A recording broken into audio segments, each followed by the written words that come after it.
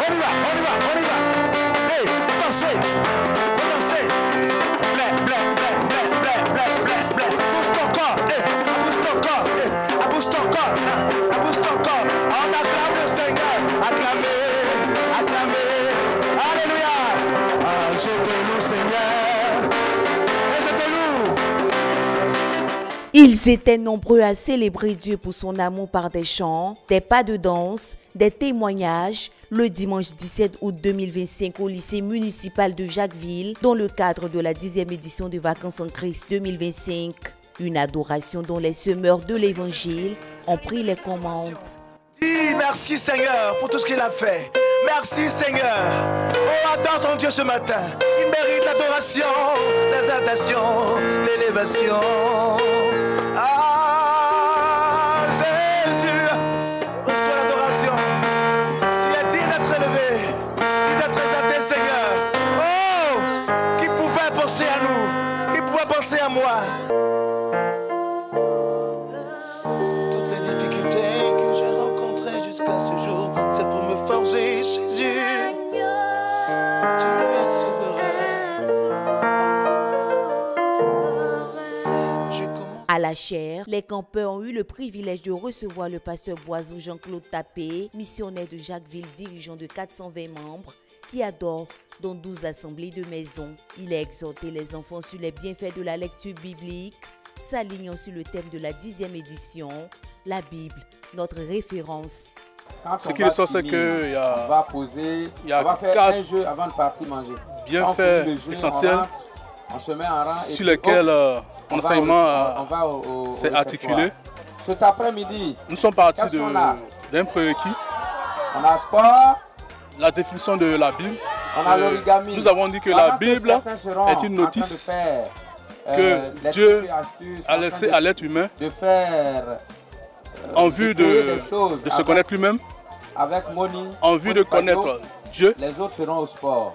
En vue de connaître son ennemi et de bien vivre tous les sports que vous voulez. Seul et avec les autres. Les ballons. Concernant le premier point, c'est se connaître. On a expliqué aux enfants que l'homme est fait d'esprit, d'âme et de corps. Et dans le deuxième point, nous avons dit que le fait de connaître Dieu, c'est le fait de dire que Dieu est Dieu le Père, Dieu le Fils et Dieu le Saint-Esprit. Et que ce que Dieu attendait de nous, c'est que nous puissions lire la Bible tous les jours. Quand on ne lit pas la Bible, une dizaine de Bibles, Dieu n'est pas content de nous. Troisième point, c'est la connaissance de nos ennemis.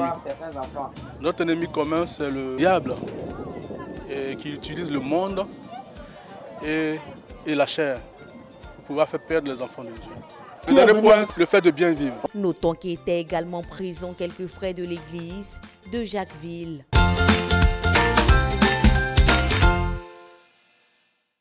Après l'exhortation du dimanche 17 août, les missionnaires de Jacquesville, Jean-Claude et Elodie Tapé, ont été soumis au jeu 1001 questions.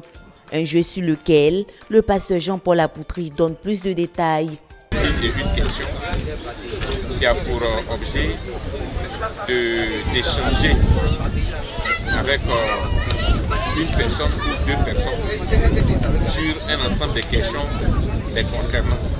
Donc nous donnons la latitude aux enfants de leur poser toutes sortes de questions. Mais on se rassure d'avoir un site que nous avons appelé l'avocat. Celui-là a pour rôle de filtrer les questions venant des enfants, de les reformuler, de telle sorte que la question reformulée devient instructive pour l'enfant. L'intérêt qu'il y a dedans également, c'est pour présenter aussi aux enfants le rôle de ce que c'est cet avocat, puisqu'on dit que c'est notre avocat. Il intercède auprès du Père, notre Père. Sous le regard bienveillant de son avocat, le pasteur Priva Seka, le couple Tapé a répondu aux questions des enfants. Bébé Tapé, c'est en quelle année tu es venu à Jacquesville? Nous sommes arrivés ici à Jacquesville en juillet 2007. Je voulais savoir comment il a rencontré le Seigneur. Réponds seulement. Que j'ai grandi dans une famille religieuse où Jésus n'était pas bien entré dans le cœur. Mon père était fonctionnaire, il était instituteur et ma mère ménagère. Quand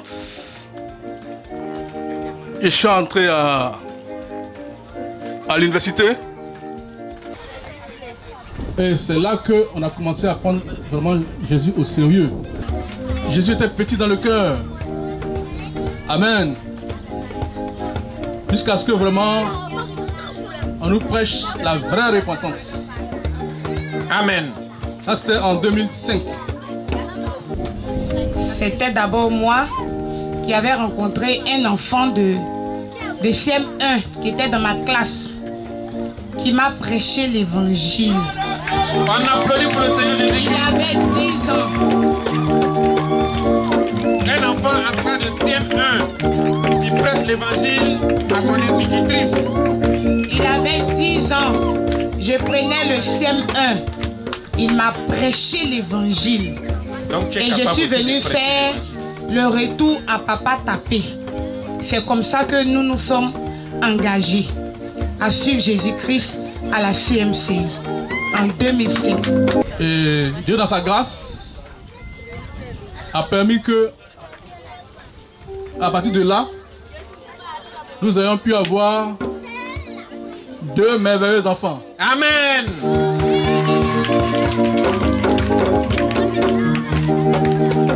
Donc Jésus donne les enfants et il bénit. C'est sûr, à travers ce jeu, les enfants ont bien pris note de ce que Jésus apporte dans la vie de quiconque lui ouvre son cœur. À la fin du jeu, enfants, ministres aux enfants ont déversé davantage de bénédictions sur leur vie.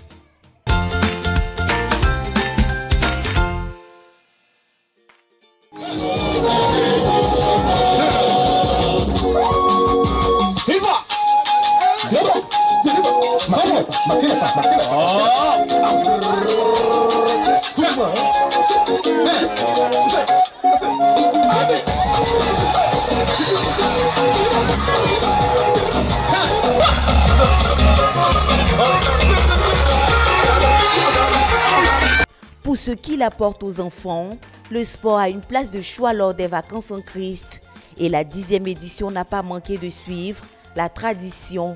Le professeur Cyprien Kouakou, responsable de la Hope Medical Clinic, se penche sur la question. Le sport a des bienfaits qu'il faut quand même souligner pour que les parents puissent aider les enfants à intégrer cela dans leurs habitudes quotidiennes. Le sport a des bienfaits. Bienfaits sur le plan physique, sur le plan psychique et puis sur le plan social. Sur le plan physique, le sport permet à l'enfant d'avoir un développement harmonieux. Il permet également à l'enfant d'éviter des situations telles que l'obésité. Et puis, il permet également, toujours sur le plan physique, une bonne coordination des mouvements chez l'enfant. Après donc ces bienfaits physiques, il y a le côté psychique. Le côté psychique, le sport permet à l'enfant de bien gérer le stress, de gérer également ses émotions et puis sur le plan psychique toujours de lui permettre d'intégrer vraiment un groupe. Et cela va me permettre d'évoquer les bienfaits sur le plan social. Vous voyez, quand un enfant pratique un sport tel que le football ou bien même l'athlétisme, il est obligé d'intégrer un groupe. Et donc ça l'aide à pouvoir intégrer ce groupe, à pouvoir respecter les règles et surtout même à respecter les autres.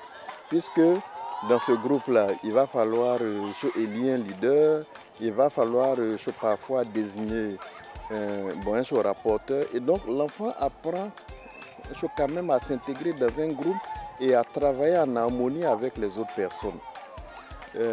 Après les bienfaits sur le plan physique, psychique et social, il y a également l'intégration dans un groupe que le sport permet à tout enfant d'intégrer. Vous voyez, derrière moi, les enfants qui sont en train de jouer, quand tu les vois jouer, tu ne fais pas de différence entre celui qui est vulnérable et celui qui n'est pas vulnérable. Celui qui a des problèmes à la maison, celui qui n'a pas de problème à la maison. Ici, tout le monde se concentrent sur un seul objectif. Parfois, c'est le groupe qui doit remporter. Et donc, cela permet à l'enfant de ne pas se sentir vraiment isolé. Et puis, cela permet également d'apprendre l'esprit d'équipe, d'apprendre à respecter les règles de la vie en société et puis en groupe.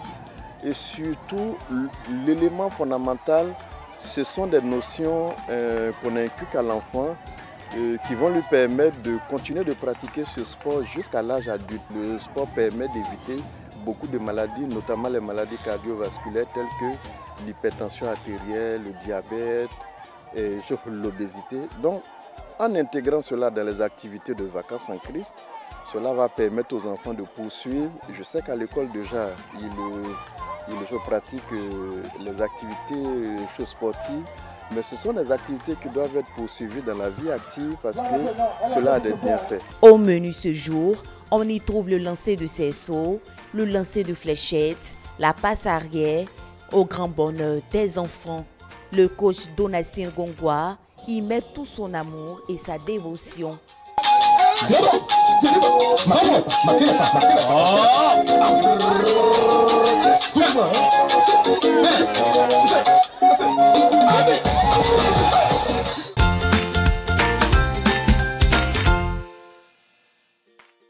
Des flammes dirigées vers le ciel comme un drapeau qu'on hisse ont rassemblé des enthousiastes campeurs de Vacances en Christ 2025.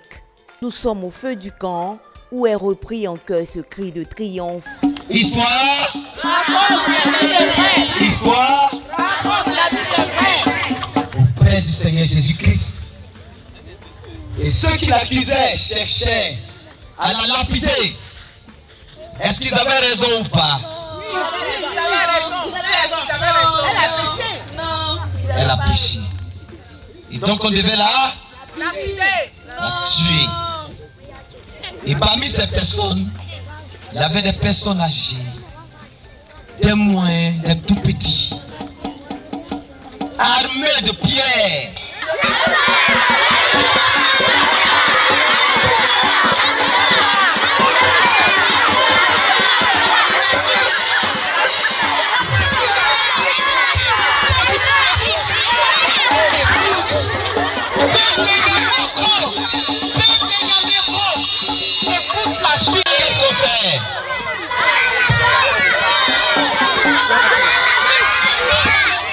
Est-ce qu'on doit la lapider? Écoutez la suite de l'histoire. Et soyez sages surtout. Sinon, je rentre me coucher.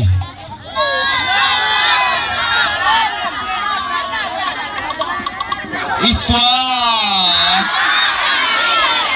Histoire. Pourquoi sont-ils tous partis? Qui connaît? Pourquoi sont-ils tous partis?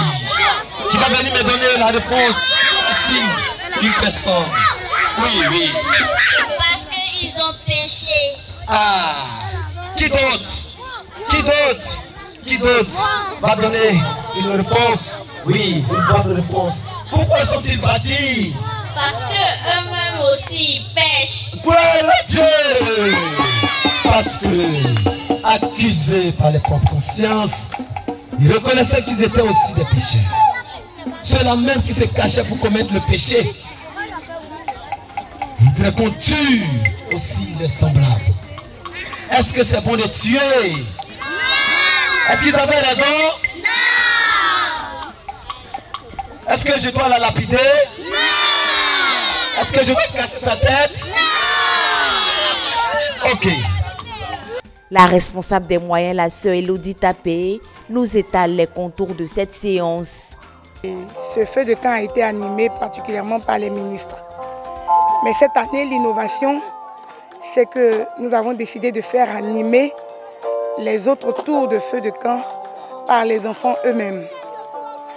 Alors, l'objectif de tenir ce feu de camp, c'est d'abord vivre la communion fraternelle, parce que vous nous avez vus autour d'un feu, nous étions de façon homogène, nous étions unis, et les enfants étaient contents. il y a eu de l'animation et il s'agissait de faire sortir un récit biblique, mais raconté de la façon dont les enfants doivent comprendre. Et cette fois-ci, nous avons choisi l'histoire de la femme adultère dans le livre de Jean 8, que nous avons essayé d'expliquer par un sketch d'histoire qui s'est produit effectivement avec cette femme et comment est-ce qu'elle a reçu le pardon, comment est-ce qu'elle a reçu la vie à partir du pardon que le Seigneur lui avait donné. La chose qui était à retenir dans cette histoire, c'est que le Seigneur a demandé à cette dame de ne plus pécher. Elle a été pardonnée, certes, mais elle ne devait plus pécher. Donc à partir de là, ça produit la repentance dans le cœur de l'enfant. Nous avons fini, et dès que nous avons fini, certains enfants nous ont approchés pour nous dire qu'ils voulaient se repentir. C'est ça qu'on voulait. Nous avons atteint l'objectif. L'objectif est effectivement atteint, à entendre encore plus ses participants. Je me nomme Coucou Bégué et Roland Abeille. J'ai fait mon baptême et ma repentance et mon brisement de liens. Je me nomme Yagro Seknel. On ne doit pas lapider quelqu'un parce qu'il a péché, car tous les humains pêchent et qu'on doit aimer. Je m'appelle Mel Grâce. Ce que j'ai aimé, c'est quand Jésus a demandé aux autres s'il y a quelqu'un qui n'a jamais péché, là, que cette personne lapide la femme là. Et tout simplement, ils ont commencé à partir. Ça m'a appris qu'on doit jamais lapider quelqu'un parce que nous-mêmes là, on pêche aussi. Ma sœur Grâce Daniel, j'ai pour faiseur de disciple la sœur Marie Tala.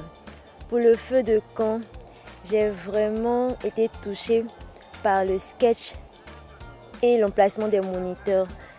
Et pour cela, j'ai pris l'engagement de pardonner à tout le monde, aux parents, aux oncles, aux tantes pour tout ce qu'ils m'ont fait. Amen.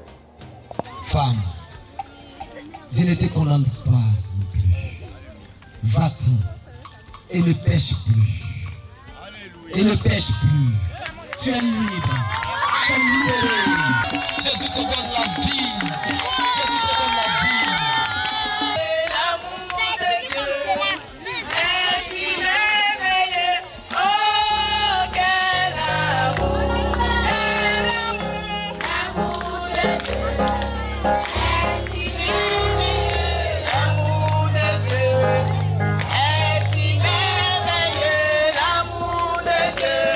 Est si merveilleux, oh quel amour.